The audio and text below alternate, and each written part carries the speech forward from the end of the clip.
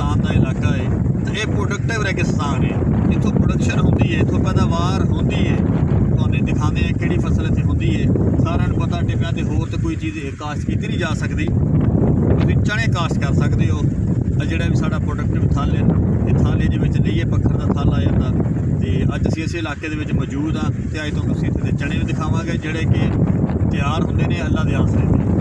ਬਾਰਿਸ਼ ਹੋ ਜਾਵੇ ਤੇ ਸ਼ਾਨਦਾਰ ਫਸਲ ਹੁੰਦੀ ਹੈ, ਬਾਰਿਸ਼ ਨਾ ਹੋਵੇ ਤੇ ਬੁਰਾ ਹਾਲ ਫਸਲ ਹੁੰਦੀ ਹੈ। ਜੋ ਬੀਜ ਫਿਰ ਉਹ ਪਾਉਂਦੇ ਉਹ ਵਿਚਾਰਾਂ ਦਾ ਬੀਜ ਵੀ ਨਹੀਂ ਬਣਦਾ। ਤੇ ਮੈਂ ਅੱਜ ਦੋਸਤਾਂ ਨੂੰ ਕੁਝ ਗੁਜ਼ਾਰਿਸ਼ਾਤ ਕਰਾਂਗਾ ਇਸ ਹਵਾਲੇ ਨਾਲ, ਚਣੇ ਦੇ ਹਵਾਲੇ ਨਾਲ।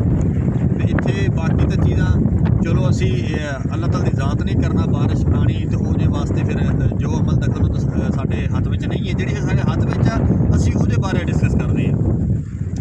असी चना काश किया जी माशाअल्लाह इस टाइम ओवरऑल तकरीबन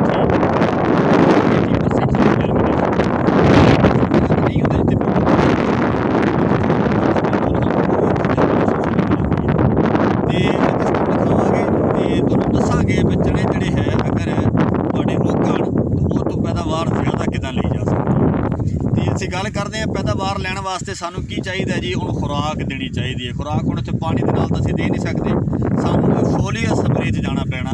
अगर फोलियर असीं उन्होंने स्प्रे करके उन्होंने खुराक मुहैया करती तो पैदावार दूसरे नालों काफ़ी हद तक बेहतर आ जाएगी। तो फोलियर खुराक किहड़ी है इस टाइम जिमें जर्मीनेशन हजे हुई है तो सानू इस टाइम किहड़ी चीज़ की जरूरत है। इस टाइम सानू अमाइनो एसिड की जरूरत है। अमाइनो एसिड अगर तुसीं 5 टैंकियां 20 तुसीं किले ते स्प्रे करवातियां, तुहाडा पौधा सोहना खुशहाल हो के अपनी ग्रोथ की तरफ बेहतरीन शुरू कर देगा।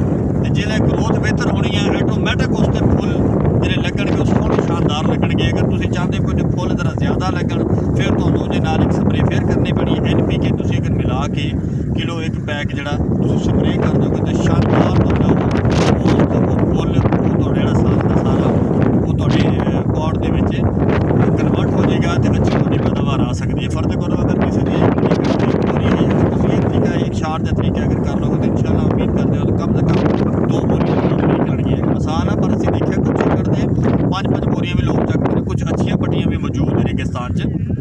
इसलिए पैदावार में बिल्कुल दिल नहीं छड़ना चाहिए। यार बरानी फसल है तो कुछ करना नहीं चाहिए। करोगे कुछ ना कुछ तुसीं अगर करोगे तो इंशाल्लाह अल्लाह ताला हो जाए अच्छा सिला देगा। इसलिए बिल्कुल परेशानी लैनी कोई नहीं। बारिश है वो तो साढ़े हाथ में नहीं है, पर अगर इस तरह किसी स्प्रे की तरह भी वो खुराक तो थोड़ा बहुत जो पानी से मुहैया कर दिया वो भी कुछ ना कुछ वास्ते बेहतरी का अमल हो सकता है। इसलिए अपनी फसल का ख्याल रखियो। तो मैं विजिट कराना उस तो बाद तो इजाज़त चाहवांगे जी। अपनी फसल का ख्याल रखिए जी। बहुत शुक्रिया जी। जाते हैं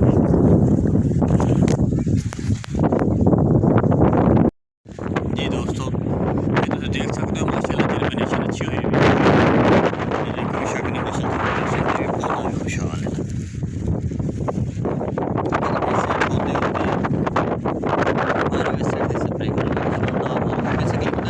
तैयार खुराक जो पौधा डायरैक्ट कंबल में ले आता तो इसलिए उन्होंने करना चाहिए। हवा ज़्यादा तेज़ चल रही है, सर्दी की शुरुआत है, सर्दी की काफ़ी दिनों की आ गई है, पर अज जी हवा चल रही है वो दस रही है भी हम सर्दी कमाल दी आ जानी।